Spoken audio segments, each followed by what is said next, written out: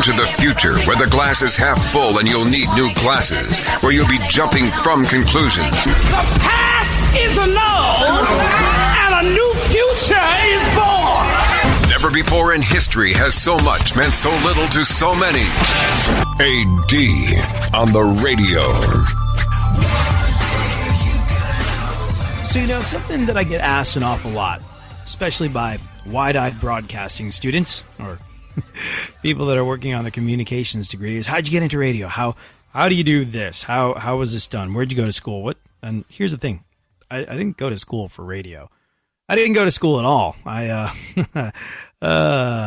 got a scholarship to Tufts and New England Conservatory of Music and was about to go, but then didn't because my band got a record deal. And I was going to go study classical and jazz percussion in school. And then I realized what I really wanted to do was rock. Like, if you offer a kid a choice between a dorm room and a tour bus, much to my mother's chagrin, immediately that kid's going to go for the tour bus with everything he's got.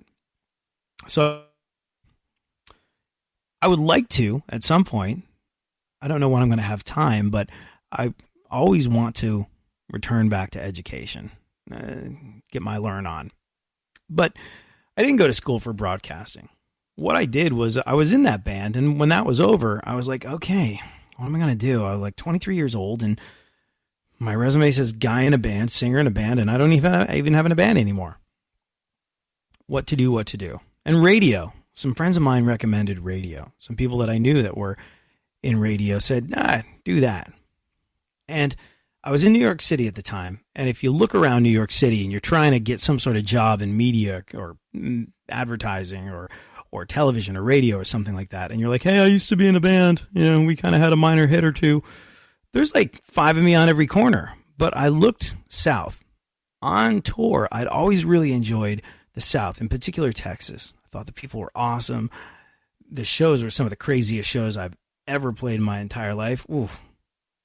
The folks in San Antonio know how to throw down. They are not messing around. But anyways, I was like, what about Houston? I'd been there before. There was some family there, and I was like, Houston's a really media-driven town. I should go do that. It's like radio market number 6, I think. It's the 4th largest city in America. So it was a place where I could go be kind of a big fish in a smaller pond, as opposed to having, like I said, one of me on every corner. Hey, I used to be in a band. Can you hire me to do something? And as luck would have it, I wound up in radio. And I basically hustled my way in the front door. I remember the program director told me that you're either going to get a job or a restraining order, maybe both. But I tried working for a waiter for like 2 weeks. We're waiters that were people that make careers out of it. I would work like 12 hours and walk out of there with like $25. Go, evidently, I don't do this stuff right. I should really apply myself to this radio thing. So I did. But it didn't happen overnight. There were a lot of doors knocked on, and a lot of people that helped me. And when I first landed in Texas, I was like, I'm going to go up the road. It was right around that time of year. I was like, I'm going to go up the road to Austin, because the big South by Southwest music festival, which is kind of like an industry thing, I suppose, was going on. I was like, if I can sort of shake some hands and meet some people and maybe figure out who I should talk to about getting a job, that would be good. So off I trot to South by Southwest in Austin, staying on a friend's floor so that I could try and get some sort of gainful employment going on in my life. Anyways, I was out there with some mutual friends, and I met this girl. Sonia, and she didn't know me from Adam. She worked with some people that I used to work with. I think at the time she was working with some folks that used to be my old manager. I think that's how I wound up meeting her. But she was from Houston, and she was like, "Oh, you used to be in a band, and now you're trying to be on the radio. You should talk to this guy, and this guy. I'll put in a good word for you." Didn't know me, never knew me. But here was this girl, this sort of like sparkling, bright, friendly girl that everybody seemed to love. And I could tell why they loved her immediately, because for no reason whatsoever other than it was a decent thing to do for somebody else, she gave me a bunch of numbers to call. And I called those numbers, and eventually, thanks to her hookup and several other people putting in a good word for me, I got an interview. And like I said, the program director was like, you're either going to get a restraining order or a job. And then he'd also played my old band a little bit back in the day. But had it not been for Sonia selflessly saying, oh, yeah, I know some folks, to a person that she'd never met before, if it wasn't for the kindness she showed a complete stranger, I might not be doing this today talking to you. And that was just the first act of kindness and consideration that Sonia performed for me. The first one was as a stranger. There were countless more once she became a friend. Say ho, ho, say ho, ho, ho. Let's start the show. Let's start the show. Let's start the show. Let's start the show. Real radio. 104.1.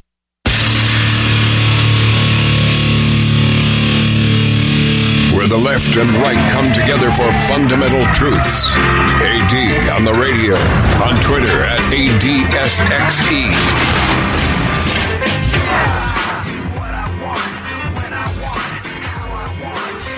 So like I was saying, a big chunk of the reason I wound up in radio was because I was given some doors to knock on by a couple people. One of whom was this girl called Sonia. Met her out at South by Southwest in Austin. I'd moved to Houston from New York City because I figured I had a better chance of getting a job there. And I think I was right because I wound up getting a job and no one was trying to hire me in New York. So it all worked out, and it worked out in no small part due to folks like Sonia being like, here's some numbers to call. Sonia did that for me when she was a stranger. And it was funny because the first time I ever met her, I was like, wow, people really seem to love her. And I could understand exactly why. So warm, so kind, so giving, so helpful. One of those people that's always looking for a reason to help. And we became friends. She was living in Los Angeles, but she would come home to see her parents and friends in Houston where I had a job on the radio. And when I was still in bands, she used to come see my horrible band and rah-rah for us a little bit. It was cool. She was awesome. She was so much fun. Yeah, we didn't get to hang out as much as I wanted to. But she was always like, hey, I'm back in Houston. You want to go roller skating with me and some friends? I was like, yes, I do. Oh, man, it's when I'm working. But she was always, I don't know, so inclusive. Wanted everybody around her to have a good time. And so she helped me once as a stranger, and then countless other times reached out to me. When my father had some health concerns, when he came to live with me because of what was going on with his heart, she reached right out. She's like, yeah, my dad went through the exact same thing. Here's the thing. The food is boring. You're going to have to purge your house of salt, but here's some stuff that tastes like something that, you can enjoy, and your father's probably going to enjoy too. She had all these great recommendations. So helpful. I remember being on the phone to her while I was in the grocery store being like, all right, I'm looking at this saltless cheese and that saltless cheese. She's like, oh, definitely this one. And it's actually pretty good if you mix it with a little tomato sauce, but you got to get the low sodium tomato. Just really just a wealth of help and information. Just so eager to help with literally anything, whether it was my career, whether it was low sodium cheeses and tomato sauces for my dad. And I remember once I was like, I'm considering getting an air fryer. And she was like, oh, I got one. It's great. My husband's a vegan and he can't stand the smell of meat. So I cook it in the air fryer. And so like literally everything. She helped with everything. Whenever she had an opportunity to help, she just did. Everything from helping with my career to helping with picking out food for my dad that tasted less boring and bland because it was low sodium awfulness. Although really, one thing I learned from that experience living with my dad, I never put salt on any food anymore ever. I think when my dad left, I was like, finally, I can eat salt again. This is going to be great. And I went and got a fast food burger. I had to spit it out. It tasted like I'd swallowed a mouthful of ocean water. It was so salty. I couldn't freaking believe it. But she helped me with everything from career stuff to what to feed my dad to, you should try this air fryer. I like this brand. I've got this brand. It holds this much. It cooks this much. It takes about this long to turn frozen potatoes into something crispy and delicious. And she was like that with everybody she knew. Really just a warm, giving, kind-hearted person. And right now, tonight, there's an extra star in the sky. Because one of the best, most courageous, inspiring people anyone could ever hope to know is gone. See, Sonia, the whole time, while she was helping me and countless others around me, some who you know about, some who you don't, but you just find out about this stuff after someone's gone. While she was doing this, she was constantly battling cancer, constantly battling breast cancer, something she'd gone through at a terribly young age. And she was so, oh gosh, she was so positive. I remember one of the last times I hung out with her. Us and some mutual friends. Like, how you doing? She's like, oh, I had surgery. I had to lose some of the boobs, but I still got enough to where I'm still a double D. She's like, my husband still likes it. And she was amazing in that way. Never once really a thought for herself. At least not when she was around others. And she was this, I don't know, man. Incredibly sort of like glittering show business type, I suppose, really. But to the people in Houston, she was their friend that they grew up with. She got out. A lot of people talk about leaving the town they're in, going off to Hollywood or New York City and making something of themselves. She did. Like I said, she worked with the folks that used to manage me, and they managed Korn and Limp Bizkit and Linkin Park and all these bands. And then she was actually, weirdly enough, out on the road helping Daryl Hall and John Oates, I think it was, like running their VIP area after shows and whatnot. I never quite figured out exactly what she did, but weirdly enough, the manager I had before, it was the Korn and Limp Bizkit and Linkin Park guys, managed Hall and Oates. So we had all these commonalities. I suppose we had a lot to talk about as friends. And then I think for the last decade or so, she'd been working with Lady Gaga. Lady Gaga wrote a song about her. She helped plan Lady Gaga's incredible Super Bowl performance. And, oh man, what happened when she got married not so long ago was absolutely incredible. Absolutely incredible. Money making, skills on the mic, to be paid every day, and we're part of the battle, just bow down, better act what you know. Come, down to the crown. For more stimulation and less irritation, 9 out of 10 doctors choose KPRC AM 950, Houston's more stimulating talk radio. Don't get the blues, get all the news. We mean all of you guys out there in Radioland. All aboard! He's back. AD on the radio. Give it up, yeah. Give it up, yeah. Bring this on. Come on.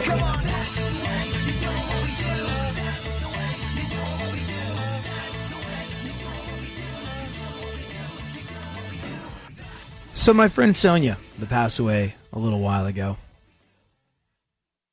very recently, her wedding was just this incredible thing. Incredible.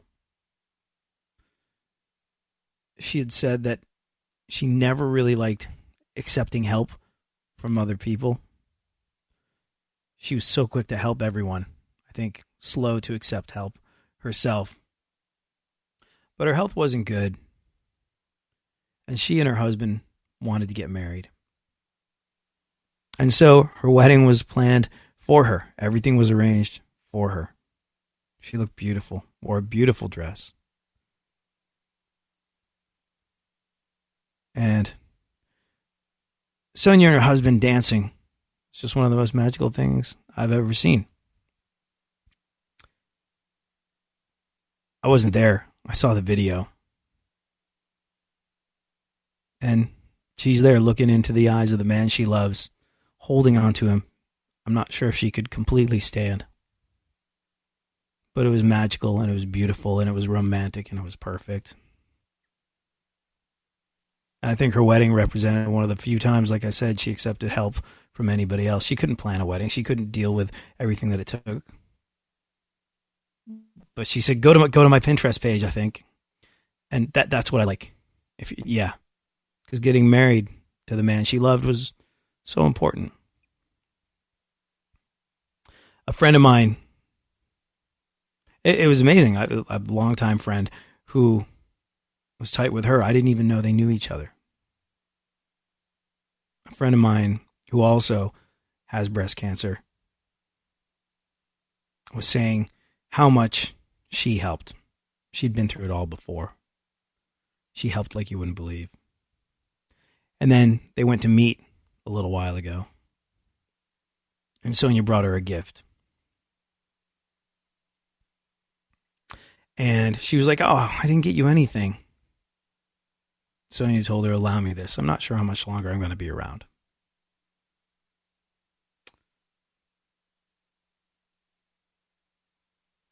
The way, Sonia, the way you lived, your bravery, your love, your giving heart, your kindness, unmatched. You selflessly reached out to help me when you were a stranger, and you did that again and again, more times than I can count when you became a friend. And I know there are so many other people's lives who you touched in the same way.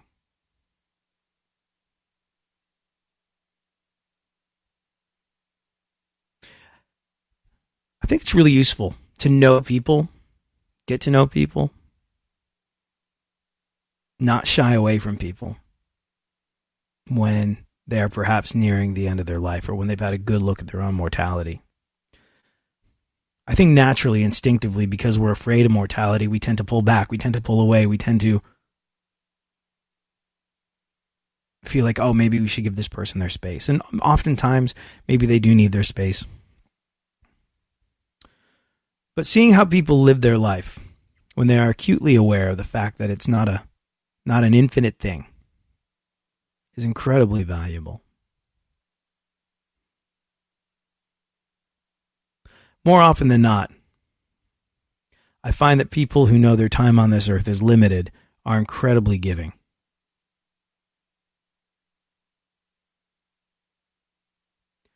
I think that's because when you realize that you don't have forever left, you want to make the most of the time you do have and do the best things you can with your life.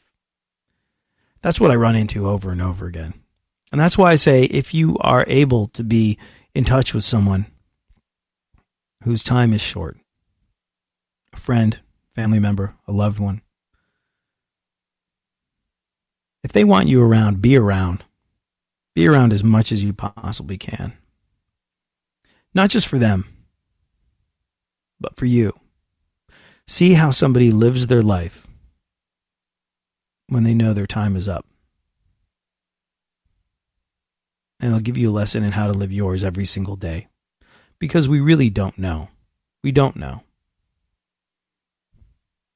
Life is short, my friend. Live it well. Live it like Sonia did. Sonia, how you lived taught us all the meaning of friendship. I'm going to carry that lesson with me forever. Think where man's glory most begins and ends.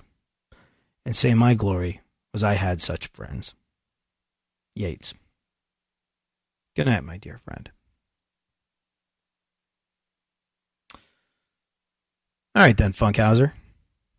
Let's do a little news. Oh, okay. Fine.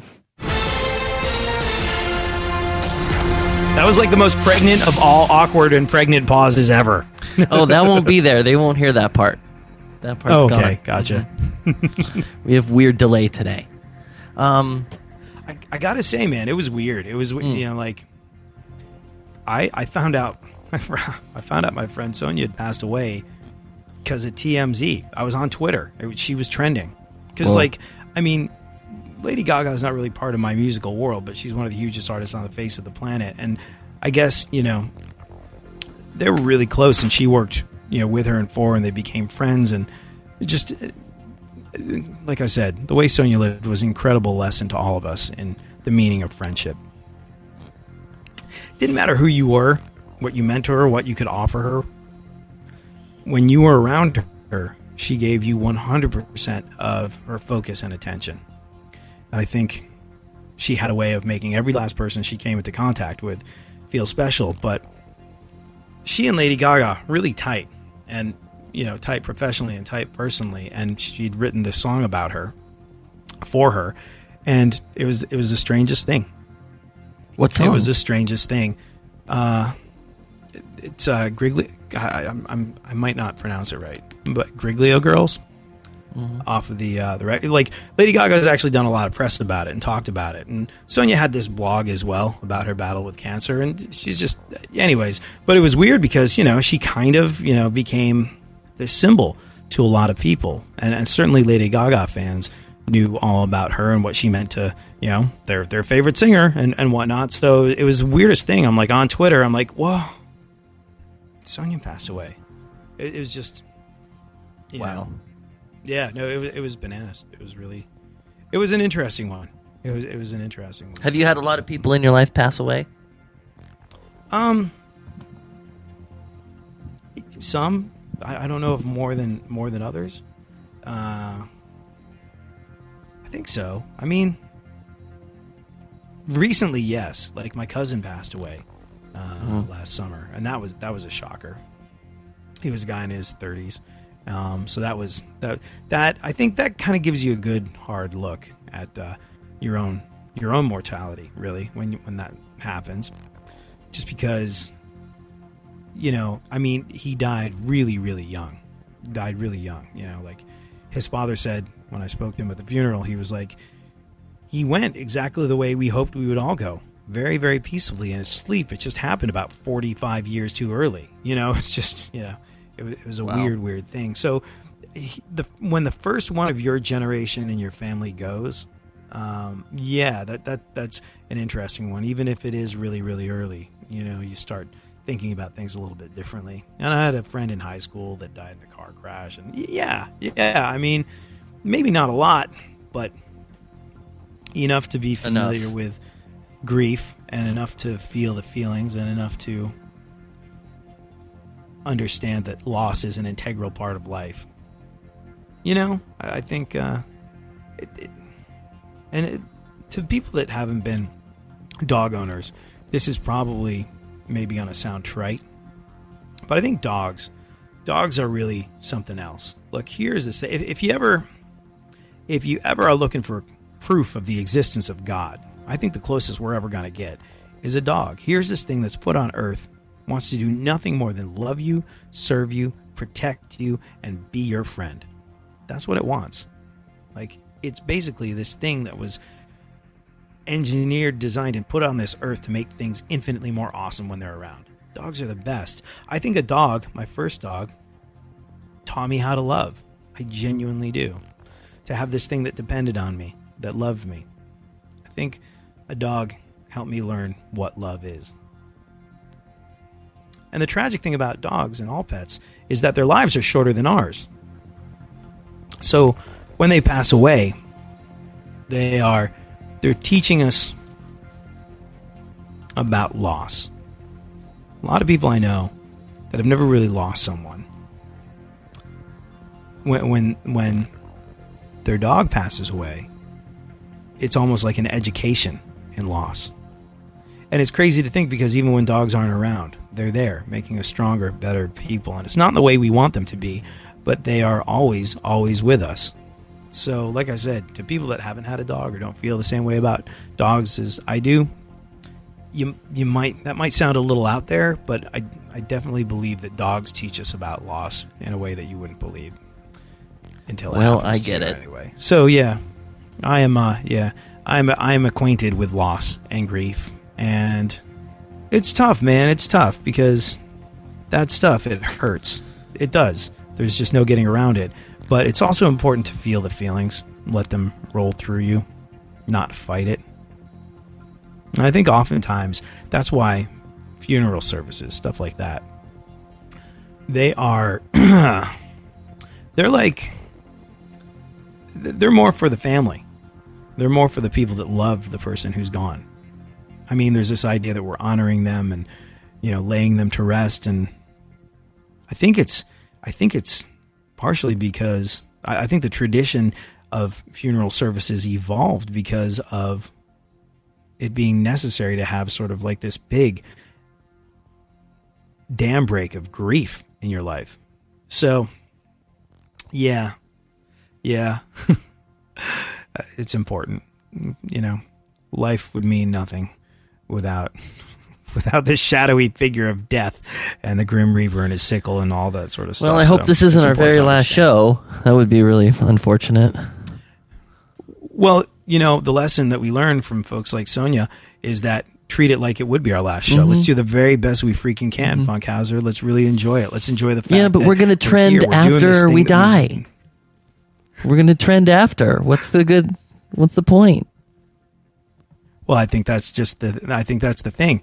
I think that you've got to squeeze the very best you can out of the fruit that is life while you're here, because you won't be there to enjoy Funkhouser trending after you're gone. So you got to enjoy it now. Look, we're here. We're doing this incredible thing. We built from freaking nothing, and now it's on a bunch of radio stations. And more importantly, we share it with the people that listen every single day. We get to share laughter. We get to share stories. We get to share news. We get to share conversation and music. And we get to add a little bit to people's lives. And it's they get to add something to ours. It's the best. And so we should be here enjoying that. And it's like the first generation that will be able to talk to our descendants because of the internet. This goes in archive for 1 million years. So, hi, great grandkids. And a more boring, less worth documenting generation we could not be. Like, yes. Like, one of the best things I've ever received was my uncle, who was a radio DJ back in the day on 96 WCMF in Rochester, New York. He interviewed, like it was a radio interview, he interviewed my grandfather. And, like, my grandfather's interview was about getting shot down behind enemy lines in Iwo Jima, about getting a full ride scholarship to Cornell University, about working his way up from the ground up to the very top at Kodak, about building a house essentially with his own hands and having a bunch of kids, and all of them went off to do great things in their lives. And like, it's incredible. It really was the greatest generation, you know? And the thing is, the greatest generation didn't like to brag about it, didn't like to tell stories about what they were doing. They were humble about it. Whereas now, like, freaking goofball over here that, you know, blew off a college scholarship to be like a weirdo in a band and then wound up in radio, like, freaking great, you know, like, but my life, because of the social media demands placed on me by the folks over at iHeartMedia, will be incredibly well documented. You're welcome, future generations. Don't take any of it that seriously, except the part where I tell you that Sonia taught us the lesson that we should live well because life is short. Take that very seriously. For that shining sun, you walk these streets most every day. You're waiting to get washed away.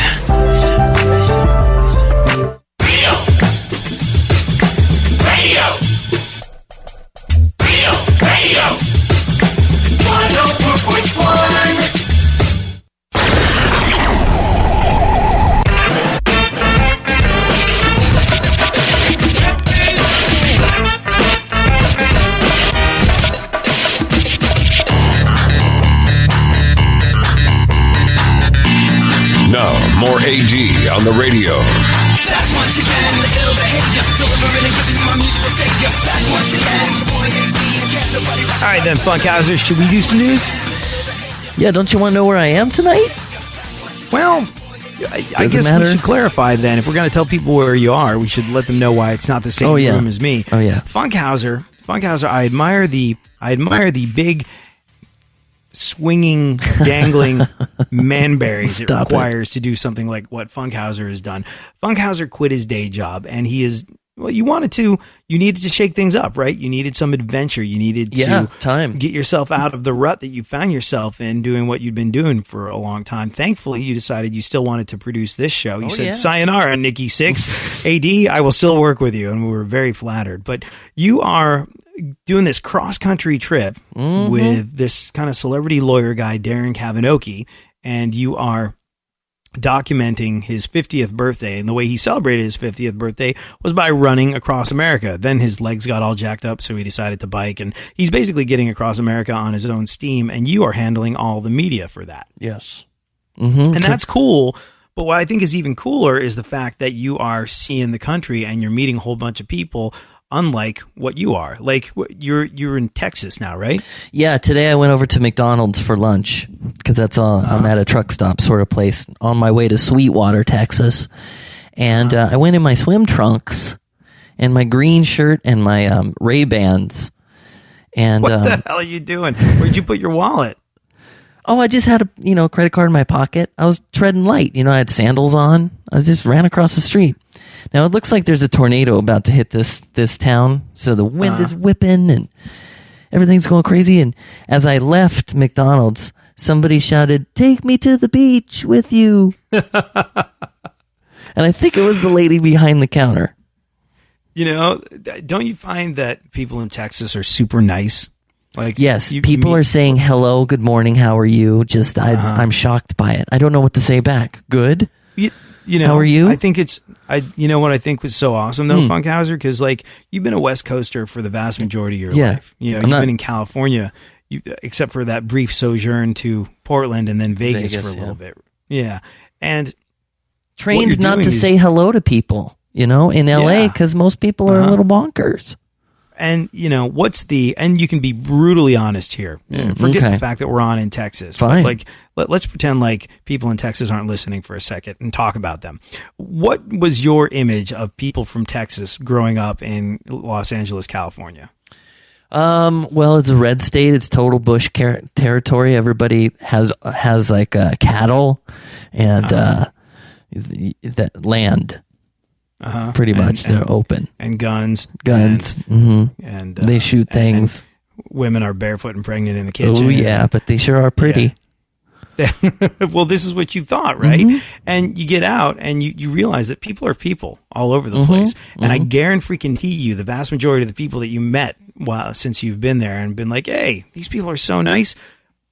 Oh my gosh. I hazard to guess they voted differently than you, Funkhouser, yet you still like them and managed to get along. Yeah. And so what you're doing is so valuable. Everybody should do this. Everybody should meet more people that are different to them, because the one thing that prejudice doesn't stand up to, the one thing that destroys prejudice is contact. You get around people and it's much harder to hate them when they're an actual person that seems nice and said, "Hey, how you doing?" and made fun of your swim trunks in a playful way that made you laugh. That's cool. And, the idea that you had this picture built up in your mind of what people in Texas were like, and you had your preconceived notions blown, probably makes it a lot harder for next time you go back to California and someone that's never experienced Texas goes like, "Oh yeah, well, Texas." You're going to be like, "Actually, I had some fun in Texas and people seem all right there." First-person experience. First-person experience. I met real people with names and stuff. What you're doing, Funkhouser, look, it's so valuable. You're traveling across the country, and like I said, prejudice doesn't stand up to contact. You could be one of those guys from Los Angeles that they've never met before in their life. And you're like, "Yeah, he came in here looking like he was at the beach. He's clearly from California, but nice guy. Ordered, a Happy Meal, even though he's an adult," which I'm going to go out on a limb and guess you did. But here's the thing. It's so valuable, and we're all just grinding away every single day. Everybody in America is working hard, working 2 and 3 jobs. The price of a home has gone up so much over the last I'm looking at houses now trying to buy something, and there's houses that are going for $150,000 more than they were 3 years ago. I am not making $150,000 more than I was 3 years ago. So look, the price of things is going up. People's salaries aren't necessarily going up to accommodate that. So everyone's got their head down. Everyone's working really hard. Everyone's trying to thrive or just survive. And that doesn't allow much time for cross-country trips to just go out into the world and meet people the way Funkhouser is. But if you get a chance to do it, whether it's here in America or whether it involves going to a different country, get out there. Meet people that are not you. It's one of the most valuable things you can do for yourself, for America, and for the freaking world. It's pretty scary too. Yeah. But you all have to go to the same floor in the elevator eventually. So this is totally true. All right, Funkhouser, let's do some Hey, news. what's going on with Trump? Oh man, what you mean, the whole trip to Saudi Arabia? Yeah, I'm getting bits and pieces on TV. I've been binge watching CNBC, but I don't really get it yet. Well, okay. That's a whole big kettle of fish. Let's get into that after we get through some news. Well, The Rock says he may run for president. Yeah. I mean, the floodgates have sort of opened a little bit here. With Donald Trump, a man who never held an elected political position, being president of these United States of America and leader of the free world, lots of people have gone, hey, I guess there's really no prerequisite other than being able to get the votes. And The Rock has a lot of fans. Oprah talked about running for president. There's a lot of people that would vote for Oprah, a lot of people that would vote for The Rock. Dwayne The Rock Johnson said he may run for president. And when this happened, I got a lot of email about it, being like, what do you think's going to happen? If The Rock runs for president, do you think he'll win? And I can tell you exactly what will happen if The Rock runs for president. You ready for this, Funkhouser? What? I think we can expect The Rock to win if he faces the scissors, but he's totally going to lose if he's running against the paper. Oh, his vice president is Tom Hanks. That was the whole thing. I haven't seen that one yet. Hold on. I'm No spoiling spoilers. the whole thing. Thanks for wrecking the season finale of SNL, Funkhouser. Life is short. You are not living it well.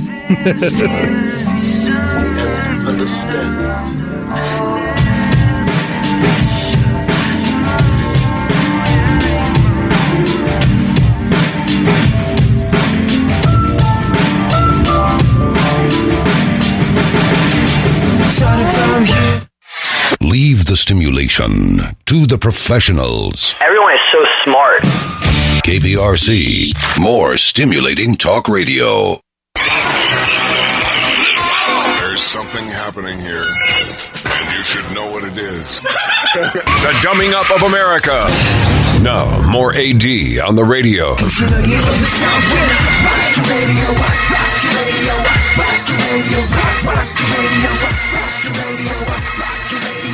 All right, Funkhouser, what else is going on in the news? Oh, Mr. T's in the news. I used to have a really good Mr. T accent. It's hard to do in a motel room. Go on. What is Mr. T has turned 65 this past weekend. Yeah. Happy birthday to Mr. T. I always used to wonder, what does T stand for? What's Mr. T's real name? I don't know. I had this joke when I was a kid that it stood for Theodore, which I thought was hilarious. And it may not. But I've sort of just chosen to believe that. I've never checked the facts. Funkhouser, can you... Hold on, Mr. T. I don't have enough computers to help you. Mr. How old is he now? 65.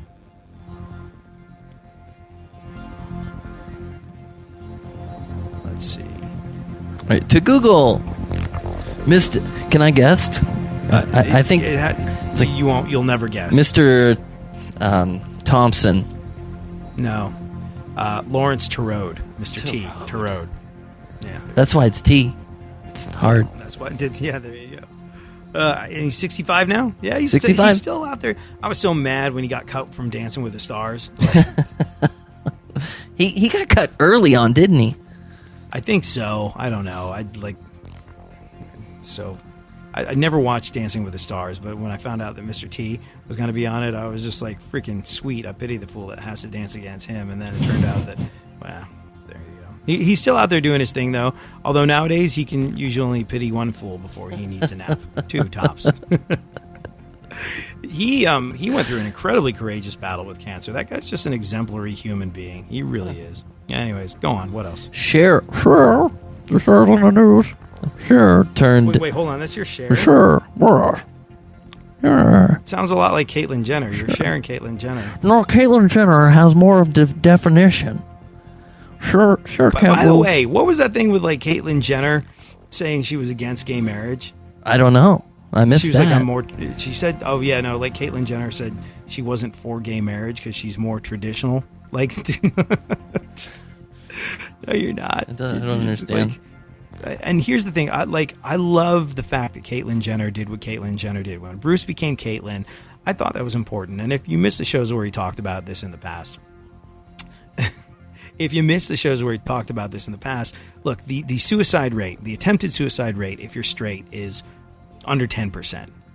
If you're a guy that likes girls or a girl that likes guys, if you're secure in your sexuality and you're not wondering if maybe you should have been born something else, it's like I said, under 10%, the attempted suicide rate. If you're gay, or I think bisexual too, it jumps to about 14, 15%.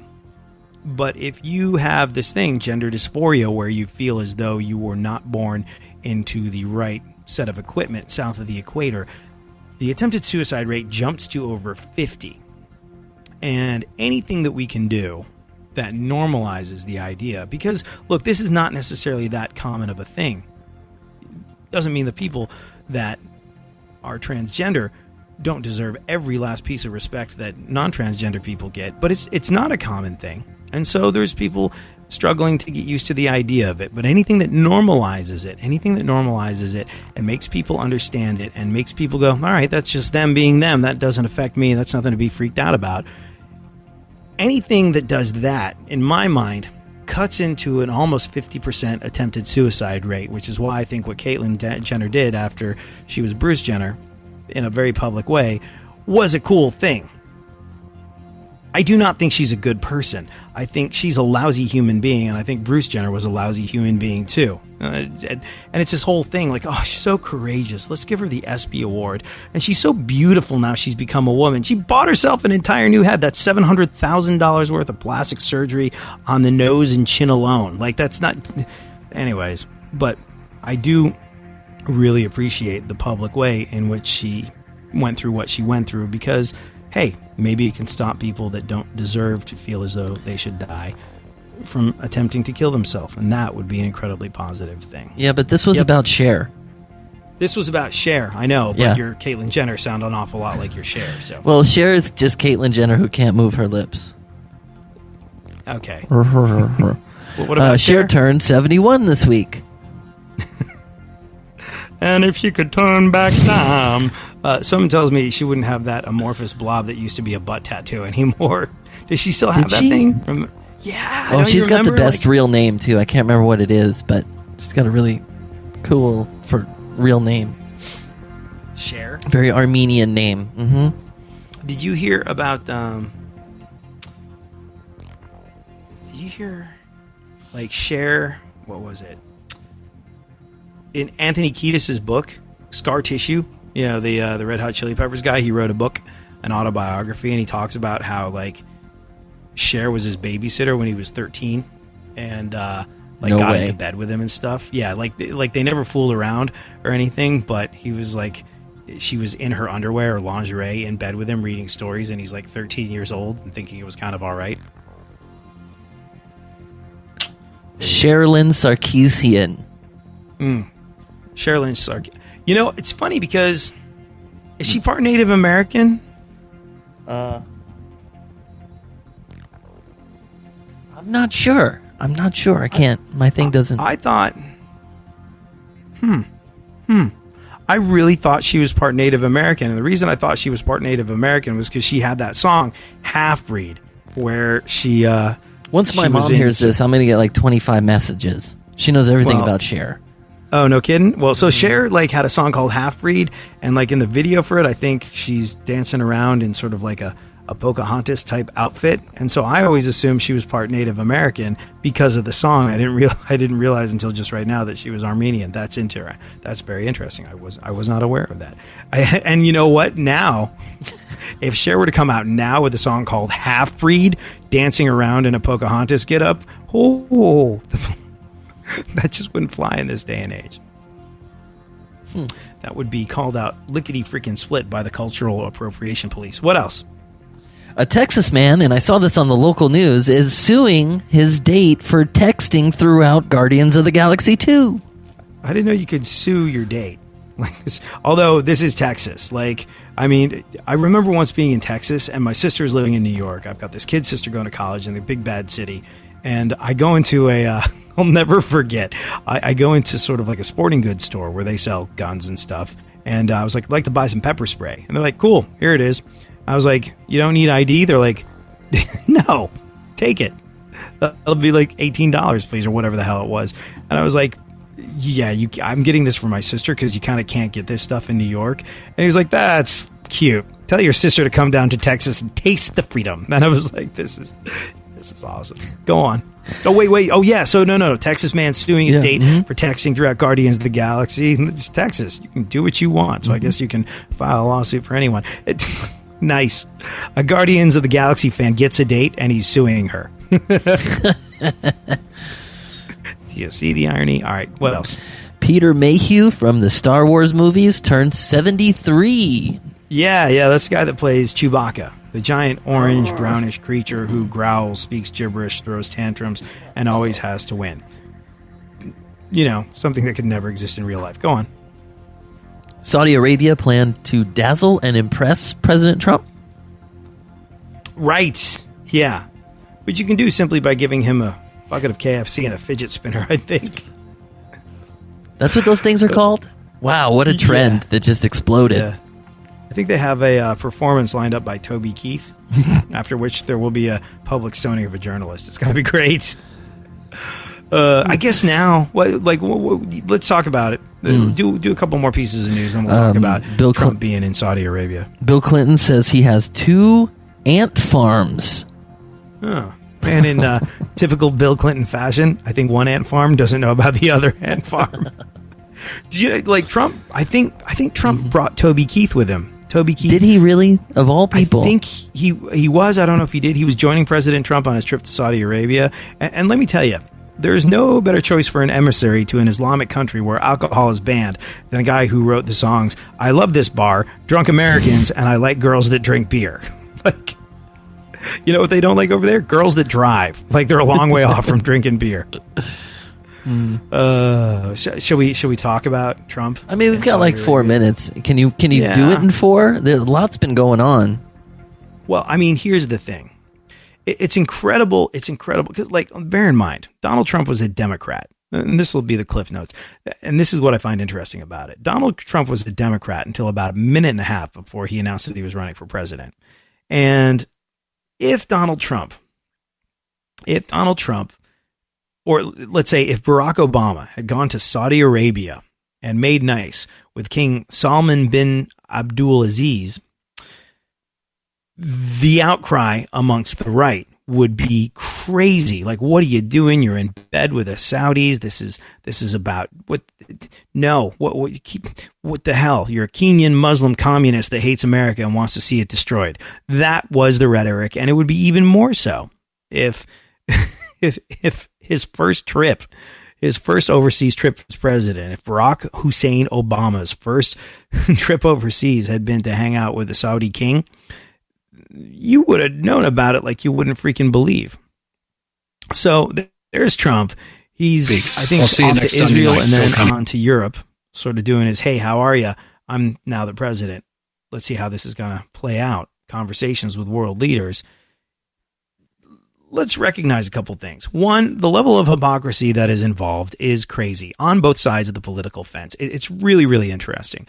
When Stephen Colbert said that thing about Donald Trump's mouth being good for only one thing, and it involved something on Vladimir Putin south of the equator. Did I dance around it successfully, Funkhouser? I think I did. Yeah. Like, people on the right were like, that's really offensive to gay people. You're homophobic. Like, the people on the right were waving the flag of homophobia going after Colbert because he'd gone after Trump. This is an interesting twist of fate.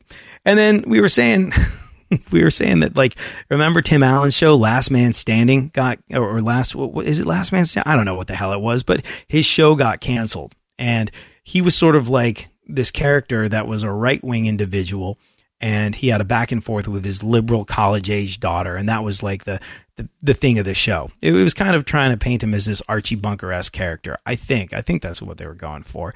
And then he went on TV. He was on some talk show talking about how he was at Trump's inauguration, and then his show got canceled. And immediately, there's this tremendous outcry, this desire to play the victim amongst the right that you're very familiar with it on the left, but you're not so used to hearing it from the right. And they're demanding a congressional investigation into why Tim Allen's sitcom was canceled. And it's just boo-hoo trying to ride the victim train into some sort of success pill that the right is not familiar with. That really sort of like was an eyebrow raiser for me. And then you got sort of like Donald Trump hanging out in Saudi Arabia. President Barack Hussein Obama would have been flayed alive by the right if that was his first trip, his very first trip abroad as president. I mean, he caught plenty of grief. He was the Kenyan communist Muslim that hated America and wanted to see it dismantled the whole time.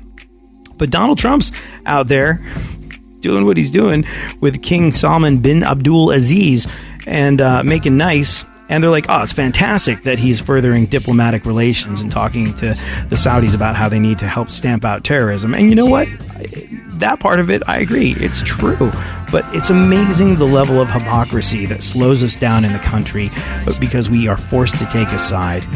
Don't fall victim to it. You're allowing yourself to be dumbed down if you do.